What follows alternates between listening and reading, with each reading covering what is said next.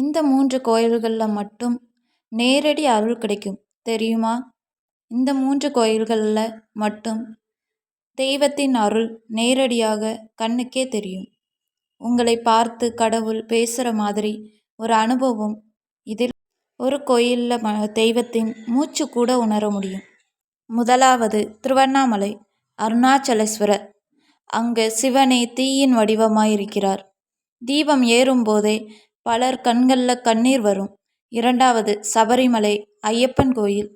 அங்கே கடவுளை பார்க்குறதா இல்லை உணர்றதா, இப்படி ஒரு ஆழமான அமைதி, வேதனை, ஆனந்தம் ஒரே இடத்துல கிடைக்கிறது. சபரிமலை தான் மூன்றாவது. திருப்பதி வெங்கடாச்சலபதி சிலை கல் இல்லை, உயிர் இருக்குது. சிலர் சொல்கிறாங்க அதில் மூச்சு கூட இருக்குன்னு. தரிசனம் கடவுளோட நேரடி சந்திப்பு மாதிரி இருக்கும். இந்த 3 கோயிலில்